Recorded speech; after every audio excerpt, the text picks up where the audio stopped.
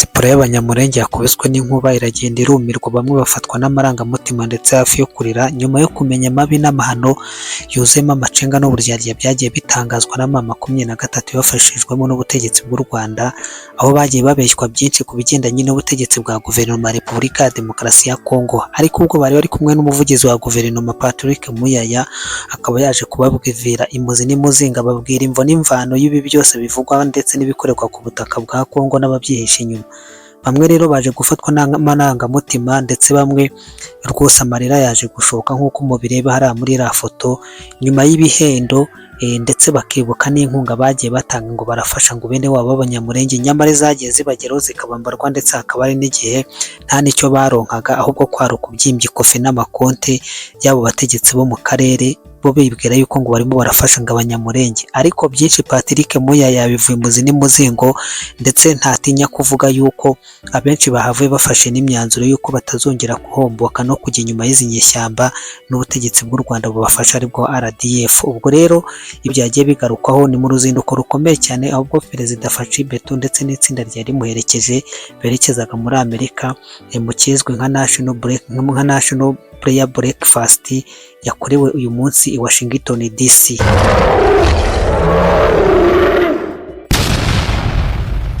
Kangusuze kandi ngo ikaze na karibu wobane natwe kandi uzindukanye natwe kuri uyu wa gatanu.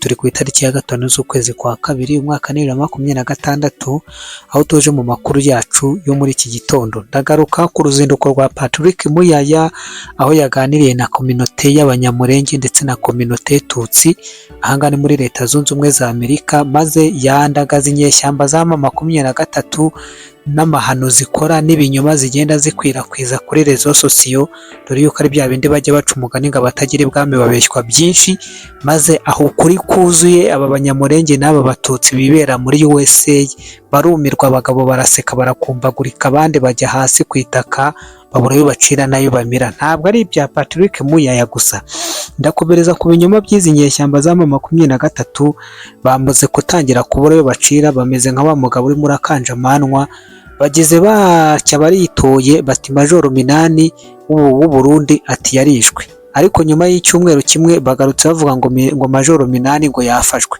Niba hafashwe umuzimu we, niba hafashwe imyambaro ye, ntago mbizi.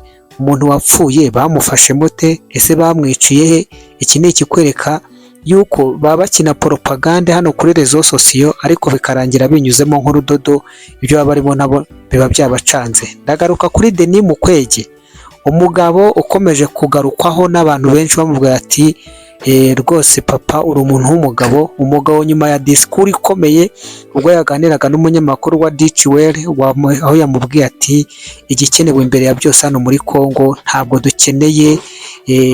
dukeneye intambara, ntabwo dukeneye ibindi.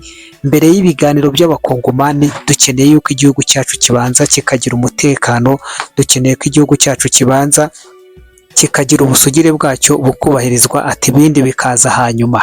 Iyi ni inkubi nguhaye ikaze cyane wobanye natwe, gusa kugira ngo nawe wadusigira igitekerezo uciye muri commentaire, wanakora like, wakora subscribe aribwo bwa mbere ugeze aha, kandi waduha n'inkunga yo gukora share, ukawasharinga abantu umwe babiri cyangwa ukaba wanabarenza bitewe n'ubushake bwawe.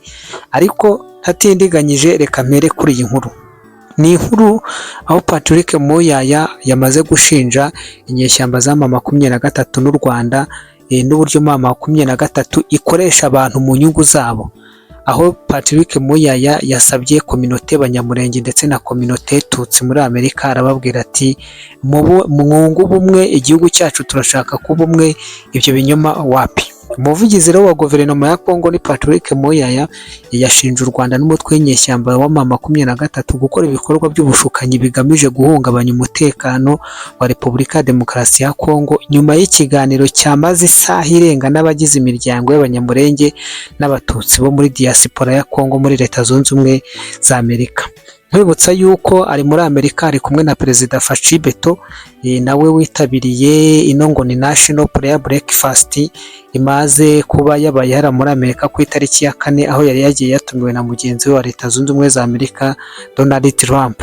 Yemeje ko hari abanyekongo baba barajyanwe ku ngufu bavanywe Uvira mbere yo kujyanwa ku ngufu mu Rwanda, akaba yashinje ibyo bikorwa u Rwanda na M23. Patrick Muyaya yashimiye umuhati wa Perezida Felix Antoine Tshisekedi Tshilombo na guverinoma mu gushyira iherezo ku bitero bya hato na hato by'u Rwanda muri Kongo. Yakomeje agira ati tuzakomeza kwamagana ibikorwa by'u Rwanda na M23 bashaka kudushamiranya n'abavandimwe bacu bo mu yindi miryango. Patrick Muyaya umuvugizi yavuze kandi ko abategetsi ba Kongo bateganya gukaza umurego mu kwamagana ibyo bita icengezamatwara ry'ibinyoma ku bivugwa ko hari itotezwa ry'Abanyamulenge n'Abatutsi. Ashinja u Rwanda na M23 gushaka gushyamiranya abanyekongo ubwabo.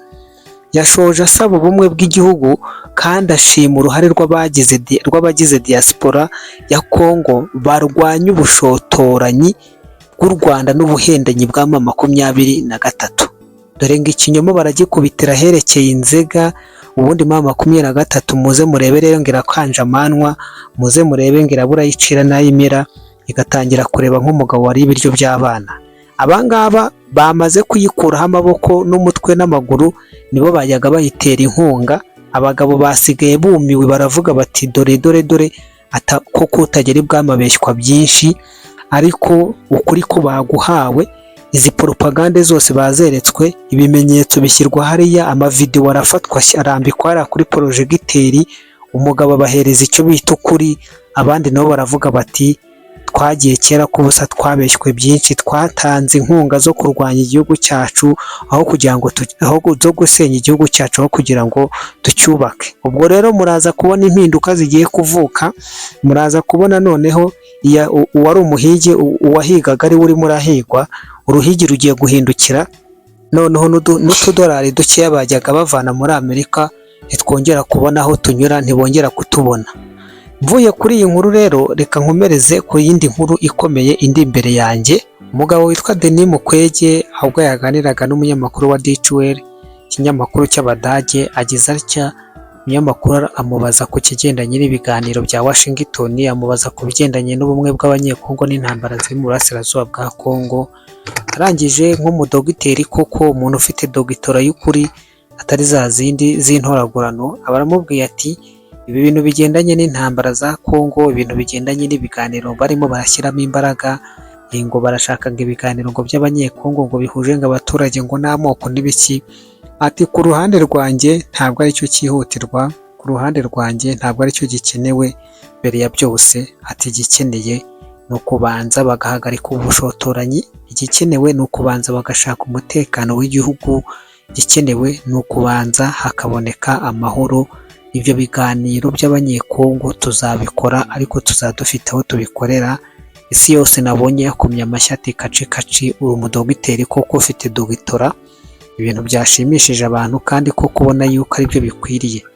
Denis Mukwege rero muramuzi, uyu mugabo anavugwa yuko akumva kuba ari umwe mu bafite kandidatire za hafi zishobora kuzahatana na wa mugore ngo ni mushiki wabo, ku kigendanye na Secretary General wa OIF. Ndagaruka kandi ku binyoma by'izi nyeshyamba bagize batya mu minsi itambutse, nibwo batangaje yuko ngo Major Minani w'u Burundi ngo yarishwe, ngo yiciwe ku rugamba, ngo yishwe ngo n'inyeshyamba za M23. None nagiye kubona mbona uyu munsi barongeye bagarutse bati Major Minani yafashwe. Nakwibajije nti Major Minani yarapfuye arongera arazuka, ese bafashe umuzimu we? Ese bafashe imyenda ye? None so bari batubwiye ko bishe n'ubuhe? Iki ni ikikwereka propaganda baba barimo barakinira kuri rezo sosiyo, ariko nabo ubwabo bikaza kurangira binyuzemo nk'urudodo, bikaza kurangira bagenda bivuguruza ibintu ubona bitajyanye, ibintu ubona bitari kumwe, ibintu ubona bidafite gahunda. Rero ni bya bindi by'umutego mutindo ushibukana nyirawo gihari. Ubu ni ukuvuga ngo baraje bakubita ikinyoma bati Major Minani twamwishe.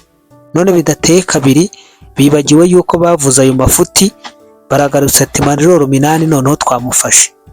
Ejo bazanavuga yuko Major Minani ahubwo ubwo byagenze ukundi kwese bura noneho ko bamwishe, none bakaba bamufashe, ubwo bwa gatatu bazatubwira ikira.